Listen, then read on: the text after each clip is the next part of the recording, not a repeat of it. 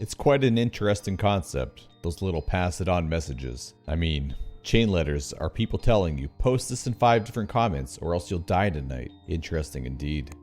But the idea lacks originality. It's the same story with each one. Pass it on or die. Pass it on. People pass it on. And they go on living. A happy ending for everyone, but what if there was a little twist? Let's say that there's a photo out there. It's not one of those can't be found anywhere else type of pictures.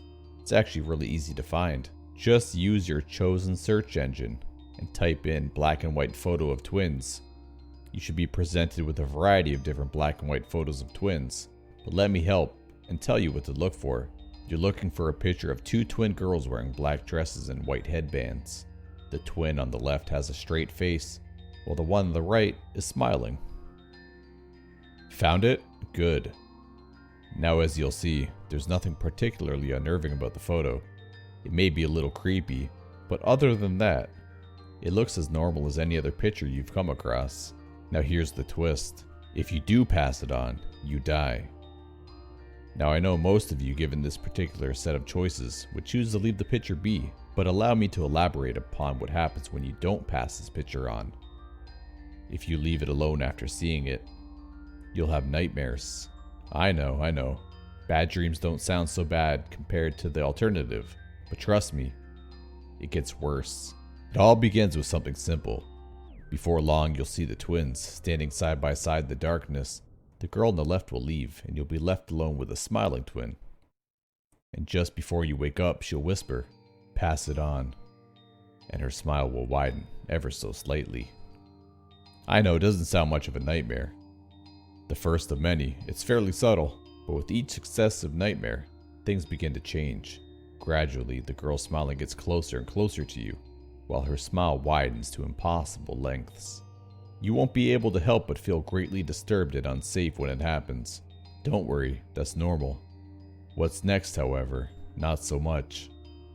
You'll try to wake yourself up, you'll try to move on, but nothing will work. You'll find yourself trapped. She'll bring out various instruments, a knife, chains, gasoline, matches, many devices to make you feel uneasy. Then you panic. You can't help but think of all the horrible things this twisted, sadistic child has in store for you. And does she ever have some horrible things in store for you? Let's take a moment to think about the possibilities. What do you think she'll do to you? Wrap the chains around your head and pull until your skull splits? Gouge out your eyes, cut out your tongue, slice off your ears, burn you alive, knowing that you can't move, that and more, my dear. You take the term unimaginable torture too lightly until you fall asleep. If you think she'll lash you with chains, she'll do so after she's laid them in fire and stuck railroad spikes in your back. If you think she'll burn you, she'll tear open your torso, pour gasoline in the wound, and light the match. You'll wake up screaming. Your body will remember the pain it's endured while you quiver in fear. Every time you wake, you'll notice subtle differences about your body. A bruise here, a scratch there. But as each nightmare progressively gets worse, so do the marks which shall be left behind. Before long, the scratches will become fresh, bloody scars. If you dreamt that you took a sledgehammer to the knee, you'll wake up and rise, only to find your legs buckling below as pain surges through your kneecaps, all the while her words lingering in the back of your head. You'll try to avoid sleeping, but it's no use. Twins will make their way into your reality. They're always there. At your home, at your place of work, or at school. You would fight back, but their visage appears in the place of faces of your loved ones. Eventually, you'll hide yourself away from everyone in an effort to avoid seeing the demonic children. All in vain. However, you'll see them in that millisecond of darkness when you blink, when you see them in reflections and perhaps your peripheral vision. You'll see them everywhere. You can't escape. You can't consider suicide, even attempt it, but they won't let you go so easy.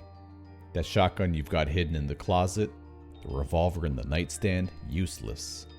How strange. They seem to be jammed or missing a trigger. A cocktail of cold and flu pain medications won't help you either. It's so very odd.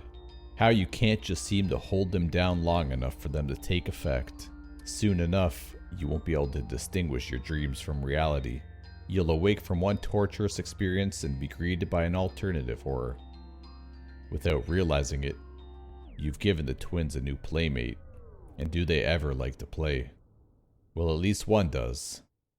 While one plays with you, the other will stand there, watching, chanting, pass it on, over and over, all the while ignoring your cries for help. There's no happy ending to be had, should you remain optimistic. I'm afraid you're just as naive as those who came before you. And there were many, oh so many. And you won't be the last, I've made certain of that. Now you have a decision to make. Now that you've seen the picture and discovered their consequences, whatever shall you do? Might you leave the picture be and pray that this was just some kind of twisted story? Or will you pass it on?